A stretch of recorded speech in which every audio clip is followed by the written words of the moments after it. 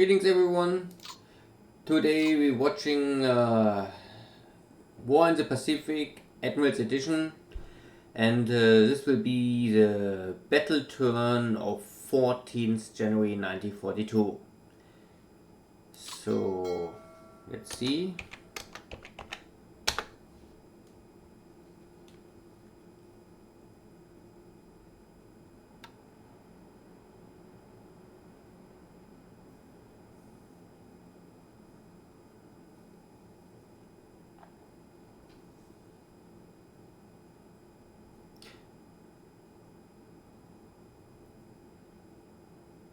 We continue our approach to conquer all the small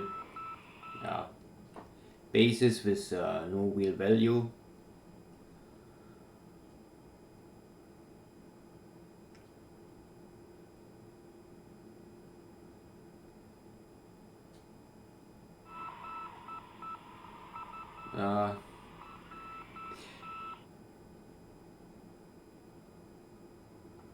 Looks like no real action at night. And no one ever use any night strikes. Air Force. Not Dojo. I also skip this. I really think you need maybe radar to be successful.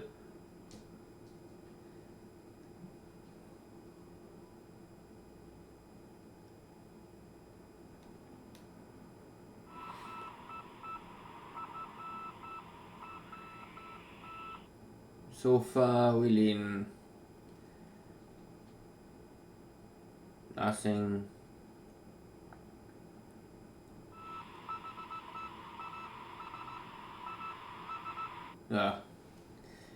We try to find something at the north coast of Australia with our destroyer fleet, but looks like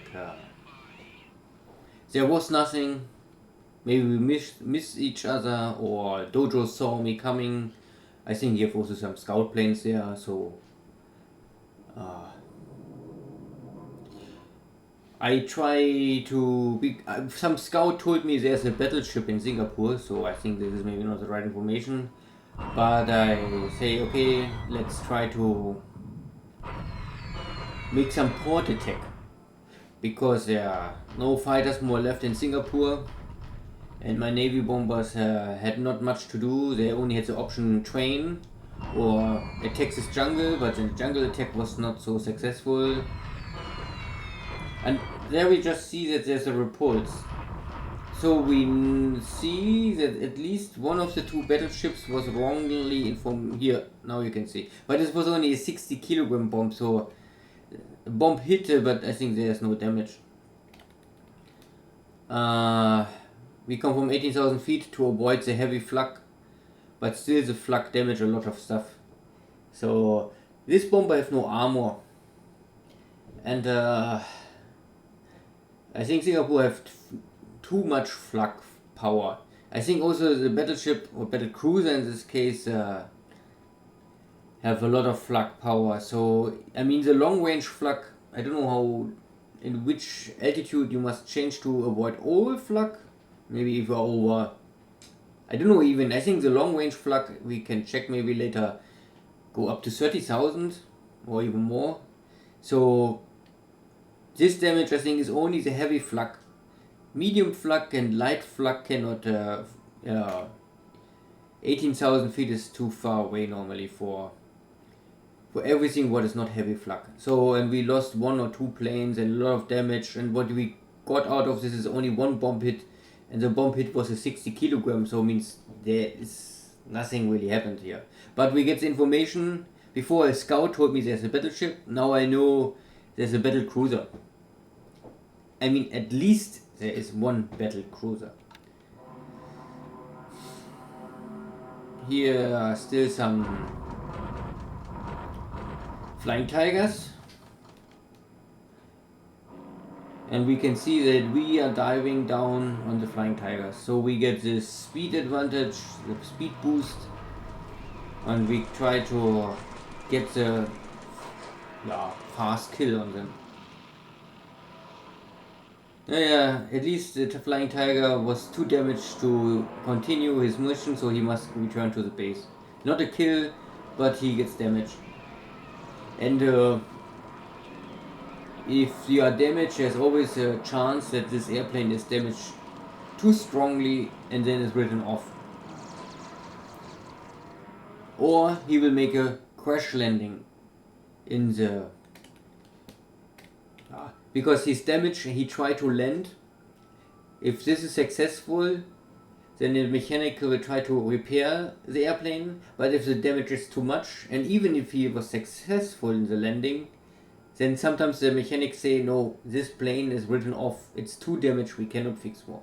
So in this case I think we damage both, but we don't get information for this, but no kill.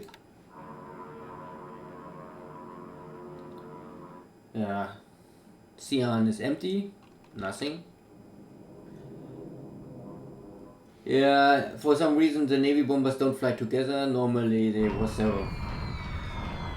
I think if you fly together you have a less... there's again a 60 kilogram bomb hit. Belt armor hit, but... you hit the armor but it's not penetrating the armor. This is too less. This time we have only some damage stuff, looks like, so more successful.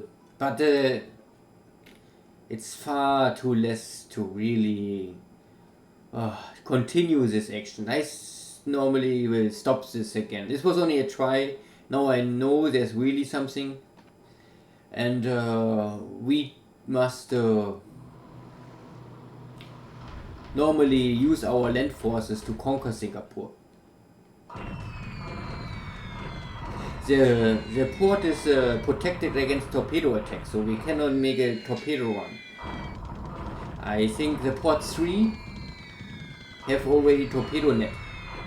So port 1 and port 2 you can make a torpedo strike, but if in the moment it's a port 3, ships are protected against torpedo attacks. So we must make this level bombing. Okay. Here's only some training. Here I use my long range zeros with drop tanks because the range is I think 11 or 12. So a normal zero will not have the range to make a sweep. But with drop tanks you can do this. But you consume double the supplies you normally will use for one action.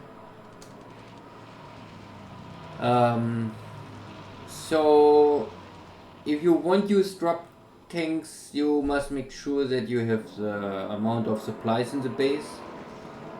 Also the fatigue will increase much faster, so you cannot run your airplane squadrons with drop tanks on long distance missions non-stop.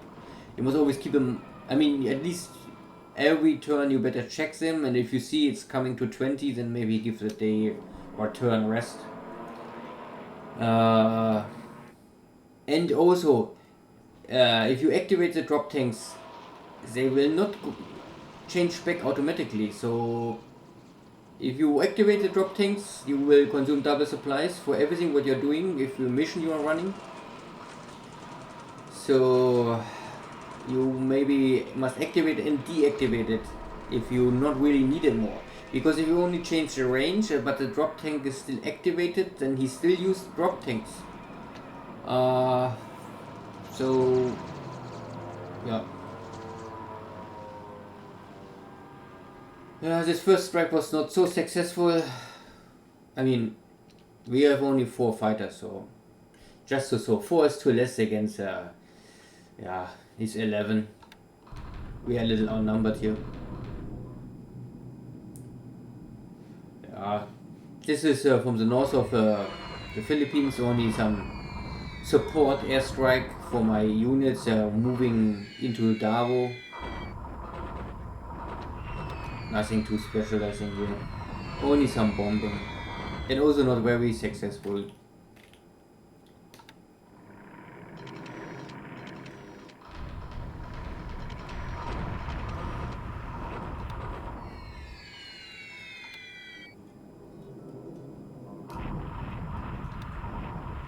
Yeah, this is a typical support airstrikes.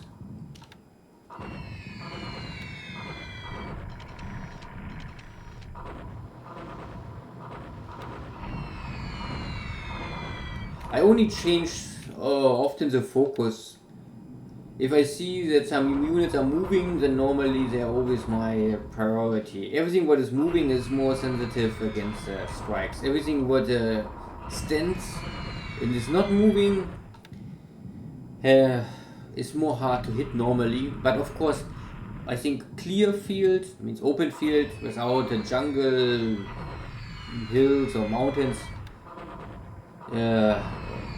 Also, the units can take less cover. But also I think weather is one of the most important stuffs, and also luck. This was a very successful attack. I think he's moving, but normally no, he has only some clouds. So this is good weather. He's moving, and of course you need the numbers to hit something, and then we also can make some damage. And we remember this was a unit. This Chinese army was the first formation dojo ever beat us. The first time the Japanese army really failed to strike. And we lost the unit. The first unit in the war. Some sweeping, but there is nothing to sweep so far. But dojo also, I don't know. His attempt to stop our bomber forces in China was, I think, not really successful.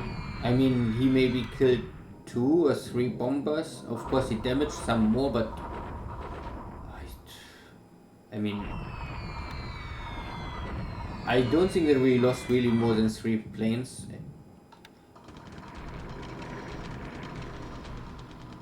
At least 3 bombers, let's say this. I think he shot down at least, I think not more than 3 bombers.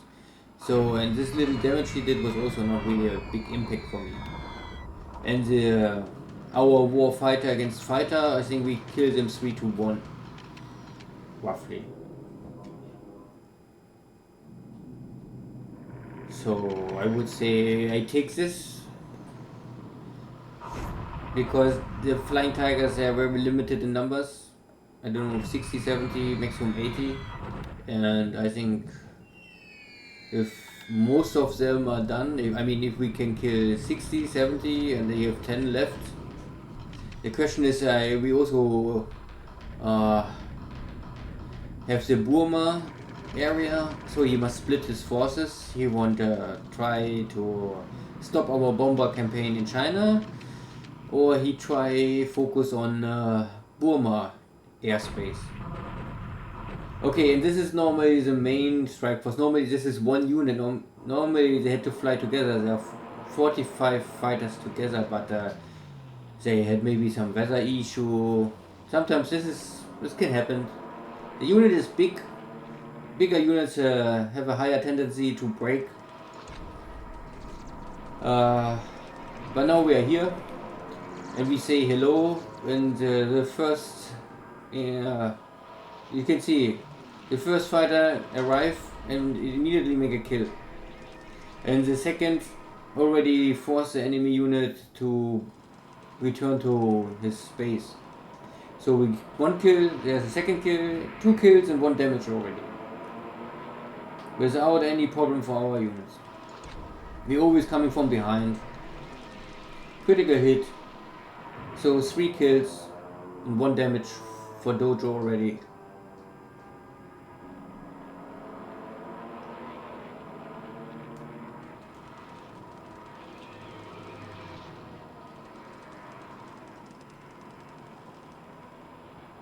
And again, he must return too much damage. I think the text what you read, sometimes they say try to escape to the cloud, sometimes dive back to the base, the next kill. So if I understand it correctly, this is really only text. It's doesn't matter what you read here, uh, what the airplane is doing. Important is it must return to base and it gets damaged. But if it's a fire, if it's smoke, that is only a story. To I think. But this is what I understand so far. That this is a meaningless. It's only you get a kill or you get damaged. You return to base, yes or no. I mean, at least you try to return to base. If you now be fighting in his hex, so I think every damage unit automatically try to land, and then there's only the check the landing was successful, yes or no. If my units gets damaged, then they still must fly back. And I think it's more or less every hex he must fly back. There will be a check. Can fly, yes, can fly. And if on the way back there's any fail in this check, then the machine will crash. So this means long distance and you get damaged. There's a tendency that of course this damaged unit will not return. But if the enemy not hit us and we kill them, like in this case, then we don't have a problem. And the zeros have no armor, so most of time they get only super little damage and then everything is fine. Or if they get really big damage, then they are normally immediately dead. There's nothing between this. If you have armor, I think you can withstand much more damage. And also the zeros, they have at the beginning at least they have less hit points. So this is all or nothing. This kind of airplanes, if you get hit, then most of the time you're dead. So, but we can see this was again a successful fighting sweep. Kills are of course always looks better, but if you damage enough, you also get the kills. It's only a question of time.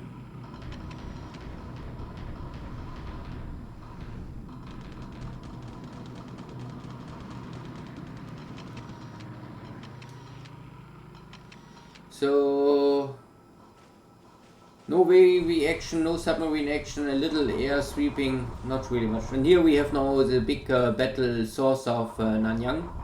This was, or is his roughly 90,000 guys, 100,000 guys. You can see 1, 2, 3, 4, 5, 6, 7, 8 corps.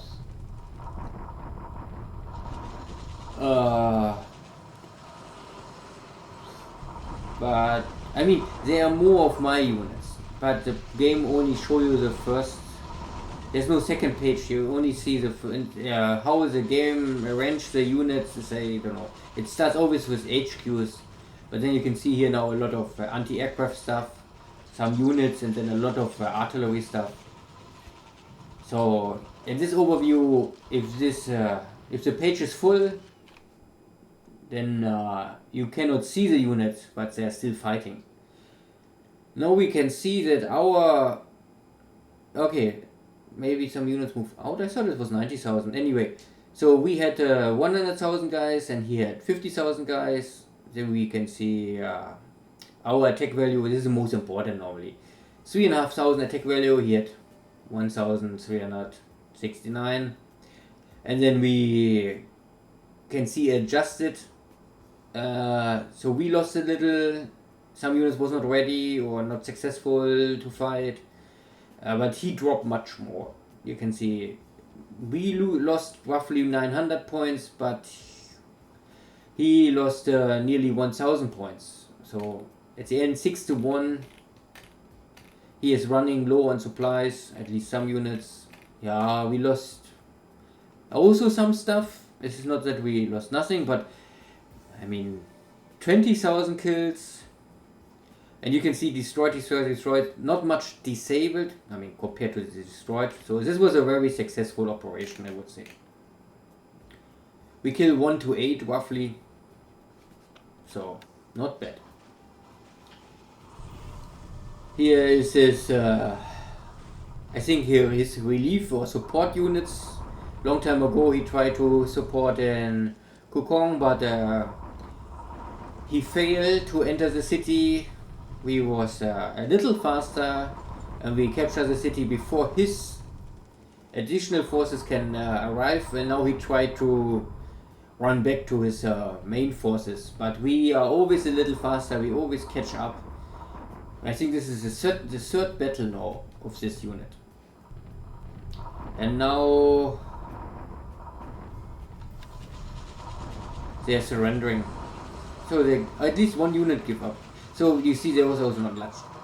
Yeah, I mean, we had 27,000, he had 1,000 guys. And all 3 units lay down the weapons, all prisoner of war. So no one escaped. All forces are destroyed. The HQ and the 2 combat units. This was also a successful land battle. So normally most of our land battles in China are successful. This is now a bombardment attack here in Wuzhou because my scouts told me there's a lot of stuff, and it looks like really this is our forces, roughly 5,000, but here have this is too much for me. Normally we need triple the amount of assault value to be successful, and we only have half, so it makes no sense to attack. The bombardment was only to make sure that our scout information was right. So here we cannot continue. We must wait to get reinforcement. So this is the end of the day. Not really much happened. I mean, the land battle was okay, sure. The air battle was nothing too crazy. We get some kills, we make bombing. But the submarines are very inactive.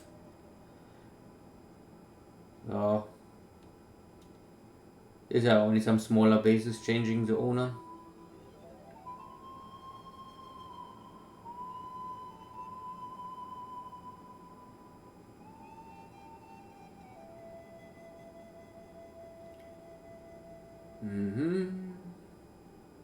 Okay. This is the source of Rangoon. Our submarine failed to stop this small cargo ship. Yeah, I think Dojo will still try to sneak in with this low-level cargo ships and always bring some supplies.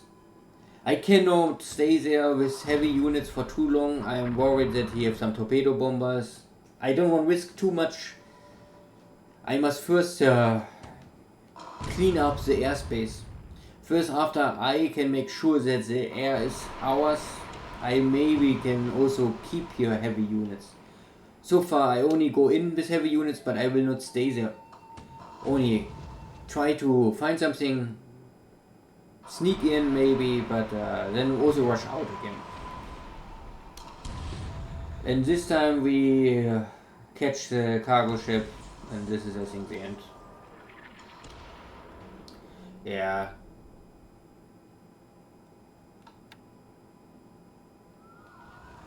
This is just a sound effect, means the ship, our submarine captain don't, he was not able to see how the ship goes down, but you get the sound effect and then you know, okay, the ship is dead.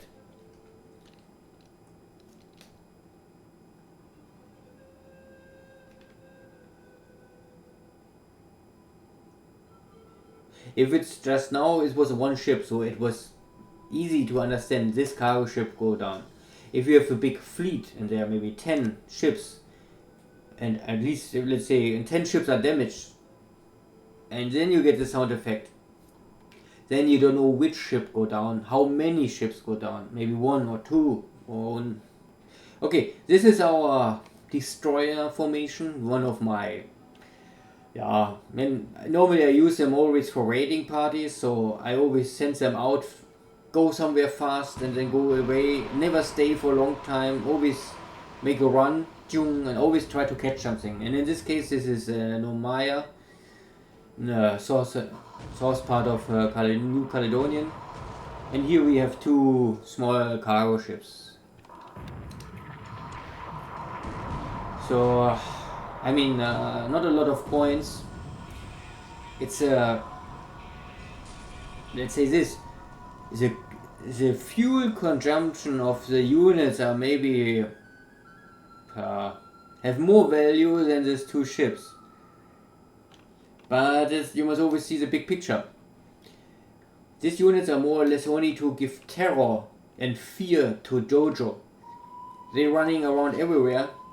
So Dojo also must run his cargo fleets maybe more safe roads. So he consumes also more fuel, and he needs more time to finish one transport task. And all this together you must have in your calculation. I consume fuel and I don't really kill much, but he has the feeling that he must maybe avoid our attacks, so he go more far away, he lose time, he burn more fuel, and his efficiency also drops. Yeah. And I still hope with this kind of strikes to avoid that he really reinforce New Caledonian. If we are lucky, but I don't want to stress this now too fast and rush for it, but if we can capture New Caledonian, Nomaya is more or less the best spot you can get as a Japanese. If you are able to secure it, to build enough defense, if you can carry or bring enough power there, then New Caledonian is more or less your second Rabaul. Once we got New Caledonian, then normally Dojo must fight for New Caledonian.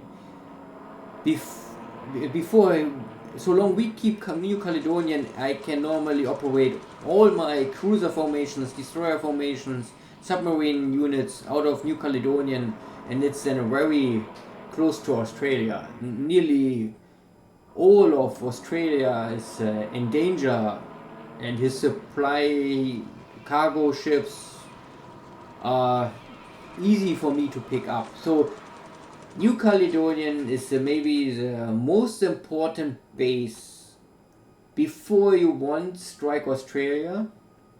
I would not attack Australia before you don't have New Caledonian. And you normally can choose, if you don't want to attack Australia because this is maybe more risky and more complicated to manage, you can still try to focus to keep New Caledonian and then only disrupt his transport units and keep the fight near New Caledonian. And then you maybe can focus for India. Normally, no Elliot, or if you like Dojo, he must normally battle for New Caledonian. If he gives up New Caledonian, I don't know. I think it's nearly impossible. Then he must send everything to New Zealand first. And from New Zealand he must go maybe and ship it to, I don't know, to Melbourne, I mean source of Australia, to avoid our base. But the distance is still very, very short.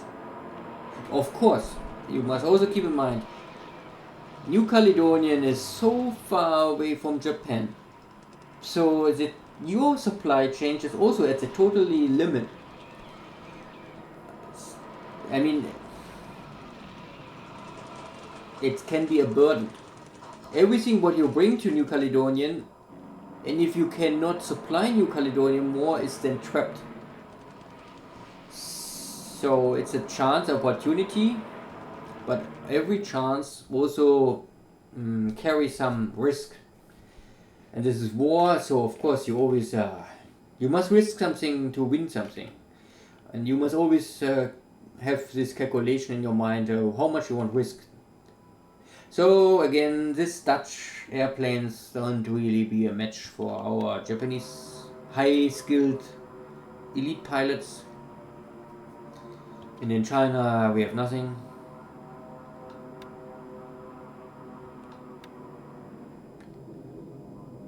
Okay, the second day, the second attempt.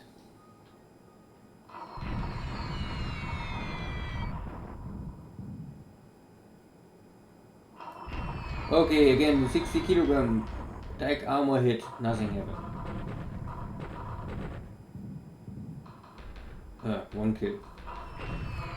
Again 60 kilo, nothing happened.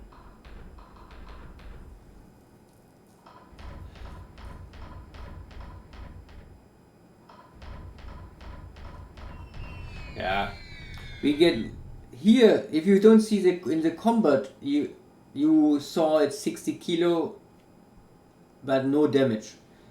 Here you get this information only 2 bomb hits, but you don't know what hits. Is this the 250 kilo or the 60 kilo bomb? You also don't get any feeling if you do some damage. Here they only say the ship is heavy damaged, but the heavy damage are from the turn 1, the torpedo strikes. So, yeah.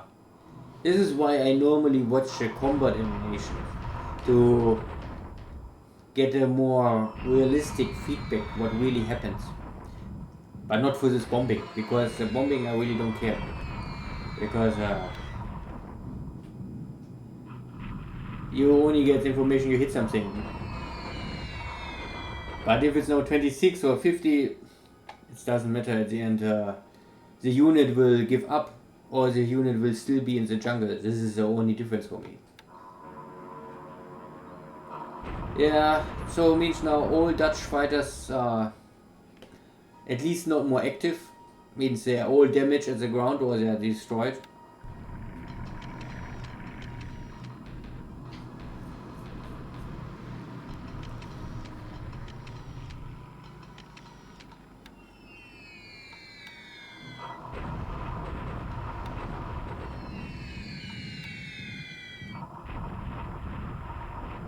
Yeah, more, sometimes successful, and sometimes not really.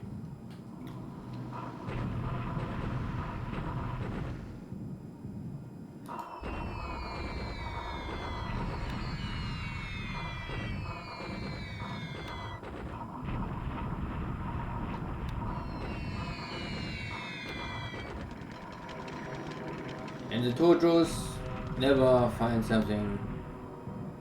The problem with the Tojos are the range is very short. I think 5 or 6. They're really good interceptor. They have a very high climbing rate. So normally I think you can keep Tojos later, maybe mid of 42.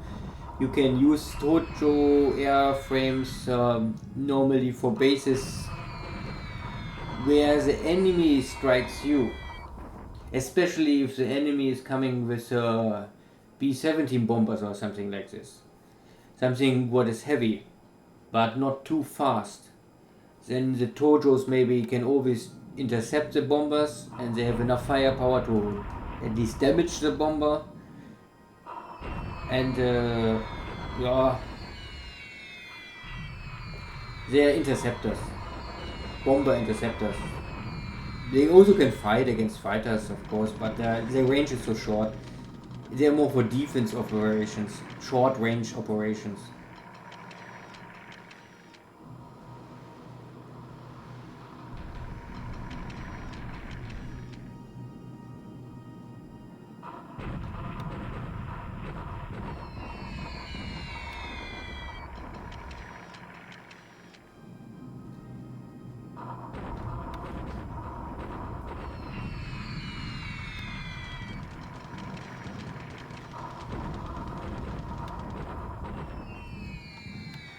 So I think this turn we had no Navy engagement.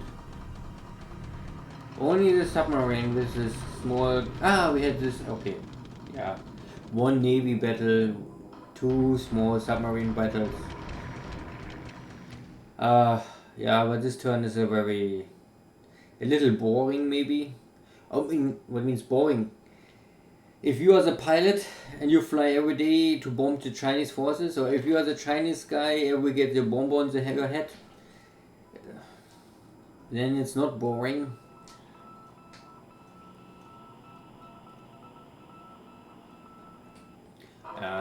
Okay, Yenan, two more flying tigers.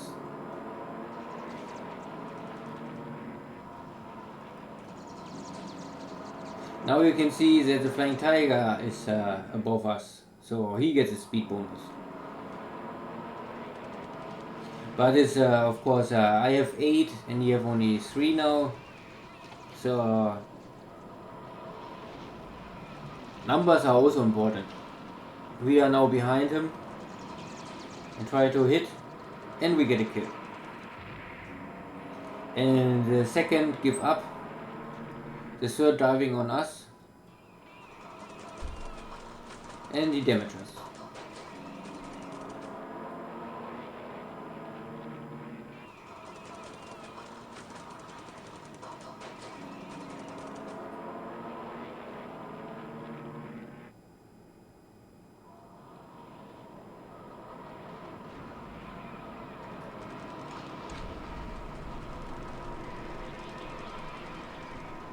And he give up, or he must turn back to the base.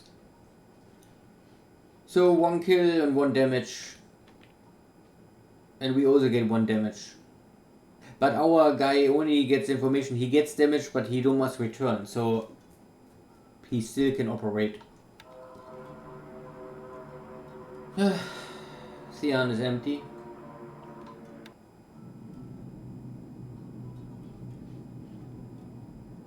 And 1 more bomber attempt. Or maybe we can hit now or something with a little bigger bomb. Again, 60 kilogram bomb. Hit. But nothing. Nothing. Still heavy damage in 1 bomb hit.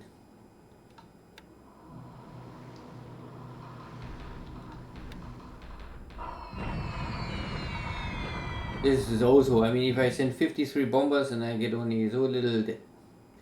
Oh yeah, anyway.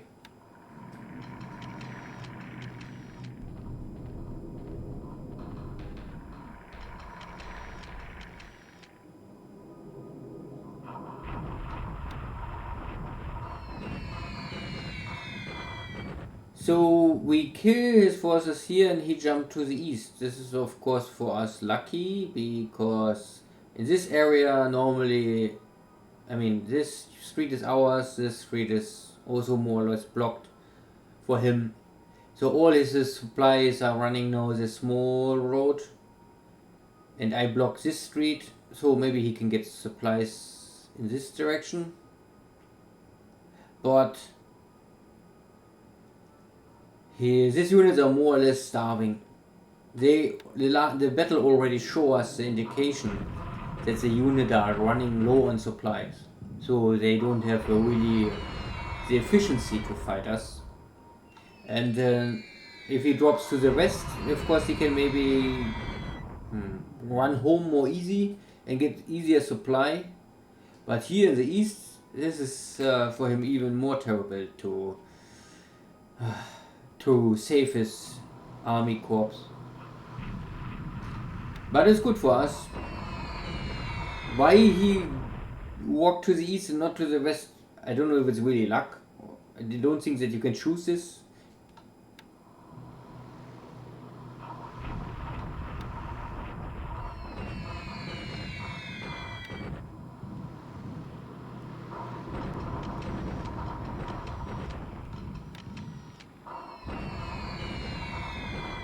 Well, it was okay.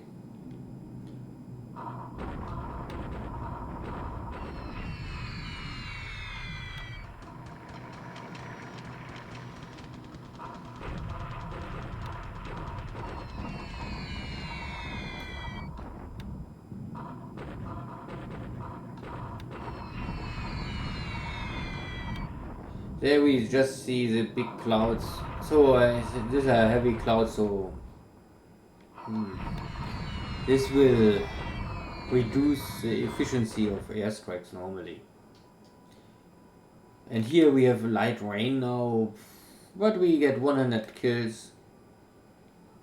Not bad. But we are nearly out of range. I think this is one of the last time attempts we can do for hit this unit with air forces. If we,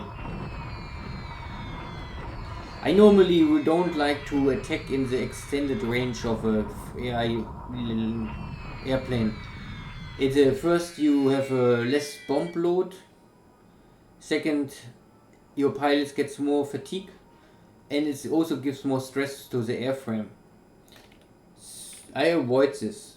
Extended strike is normally always something I will only really consider if it makes sense for me, if there's some really super important stuff to do. If not, I will say no. So long I have other targets in normal range, why I won't go for the extended range. Also for my Navy scouts, I normally operate always in normal range.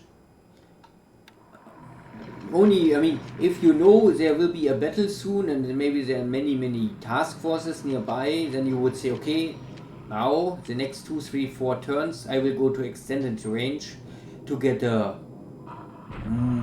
more range, more information, more feedback, to make sure that I don't run into trap. But for the normal ongoing scout missions, I would say normal extended range is okay. But you can of course try the extended range, but then you must make more micromanagement. You must check more units, you must maybe have more airplanes in reserve. All this stuff, I mean, it will also consume, you will have more operational losses and all this stuff. If your industry can support this, if you can handle like double the ops losses, it will easily, I think, double the op losses if you use extended range over time. And if you think it is worth it, I would say it is only worth if the situation is critical or for special locations, but not everywhere around the map. So, okay. Now we just walked from this hex to this, and there was a river, and because of the river we go automatically for shock attack. So the 1st and the 6th Army, with roughly, you can see, let's say these are full 2 divisions, and here are 4 brigades, mixed brigades, and here are 2 more divisions. So we have this is a very strong, powerful 2 armies, and what is left from this is, he have also 2 armies. So on paper, more or less, these 2 armies and these 2 armies, but they are Chinese armies, and I think we strike them already 3-4 times. So there's normally nothing left, and our units are still in very good shape. Also,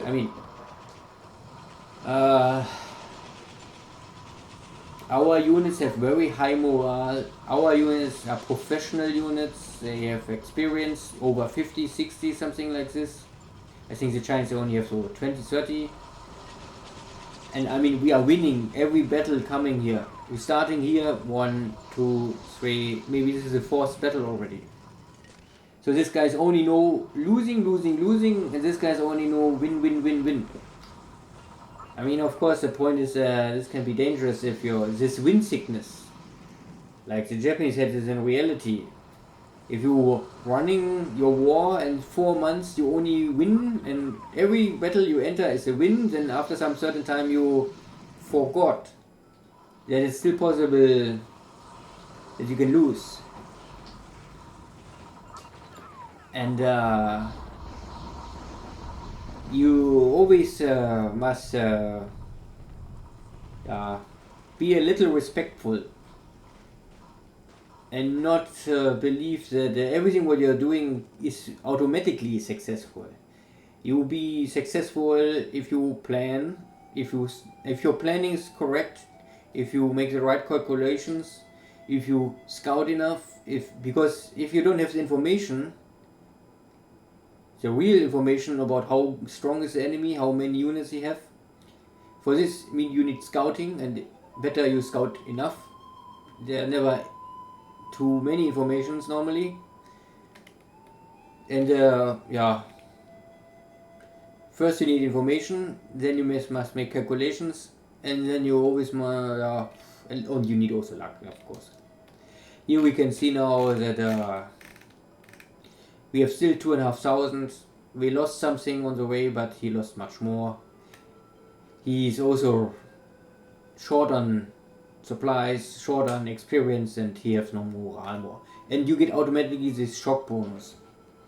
But the shock bonus can also come back to you and hurt you and hunt you.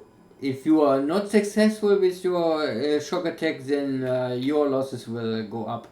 And we also, if we consider, we come with 75,000, he had 11,000 guys, and this 11,000 guys was very bad supplied, have no experience and all, no morale, and still we lost nearly 1,000. Most are disabled and not really much destroyed, but our losses are considerably high, I would say. Still we killed him 10 to 1, okay, nice, good, and he are more or less destroyed and not much disabled. One unit completely wiped out. It was a successful operation, but shock attack is always, I only do shock attack if I must do it because of a river crossing, and in any other case I go for delivery attack. This is our bombardment again. This is the second. A bombardment will never stop normally, but we know now that we cannot do any successful bombardment here. He is digged in. He have maybe fort level 3 or 4, and we don't have also the guns. He have double the guns. Maybe our guns are better, but still it makes no sense. So we must wait. I will bring these units maybe here north, or west, east. So this is the end of the turn. So not really much happened. The land battles was, I think, the big factor here. All our land battles was successful. Some smaller engagement and 2 big battles. The situation in China worsen day by day for Dojo. We can check. So first, what happened? The air battle, because many like the air battles. 9 to 1 kills. This is perfectly. But we lost 4 by flak and 12 operational losses. I think this is the big part here is of course Singapore. It was an attempt to see what really is now in Singapore, and if we have a lucky hit. But even a 250 kilogram bomb will not really hurt the battleship. We can air loses if we go there and say today. These are buffaloes, the Dutch buffaloes. So we kill 7 buffaloes air to air. We lost 4 zeros, but only 1 really in air battle, and 3 had a crash landing. 3 nail bombers are destroyed by flak. I think this is Singapore. And this is this is China. This happened if you operate 4-300 bombers. Of course, some guys always have a crash landing. And these are, I think, scouts and all this stuff. 2 more. So at the end, the Nels lost 3 to flak, but no ops. Oh, interesting. So only. And where's the Betty? Here's Betty. 1 Betty. No, really too much and the most important is how many pilots. Normally we can see this was maybe also one of the first turns. Dojo lost 14 airplanes in total. These are only airplanes, not pilots. And we lost 17 airplanes. So it was at the end a fail for the Japanese Air Forces. You can say. We lost more. The point is that Japan normally can never outproduce the Allies. So you must always have at least 1-to-1. If something like this happened, and this happened many times, then you are on the way to lose the battle and the war. But these are airplanes. The other question is this. We lost 6 pilots and 2 are wounded, but they normally comes back. We're missing no one. So 6 killed pilots. The problem is only this is a little hard to find. You don't know these 6 guys where they're coming from. I mean, normally you can say, okay, the 0 pilot, he gets killed in air-to-air, so normally he's dead because we have no one is missing. If you have missing, then this can also be air-to-air, but in this case we have no missing. So I would say, of course, this 0 pilot, so we lost 1 fighter pilot. These 3 flak guys also dead. These are 4 dead pilots. This I can say. And here is this is also 1 scout. He's also dead. So this is number 5. But I don't know. Yeah. So I don't know who's number 6. So one of the guys making ops losses, making crash landing, also died. And 2 of these op losses guys make a crash landing and get hurt, injured by an accident. But we can also say we lost 17 airframes. But out of 17 airframes, only 6 pilots are lost. Because these guys normally come back. So over 50% I still will fight another day. And I would still say pilots are more important than airframes. Okay, and ships, last turn, nothing really happened. This was more Nomaya, these 2 super shitty cargo ships. You can see they have cargo of 1000, so they are really, I don't know, they are shitty, nothing more. And this was Rangoon. Yeah, a little bigger cargo capacity, but also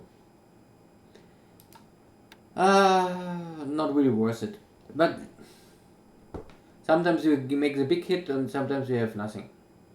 So that is all. And yeah, I will make a second setup video about the situation. So far lost units, we lost nothing more, I think. Unit ground units destroyed. Still this armor unit. This is a unit we lost here. But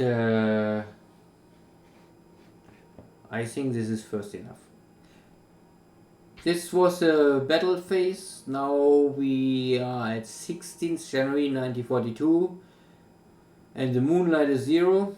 So we have a complete dark night. And we will see how Dojo can,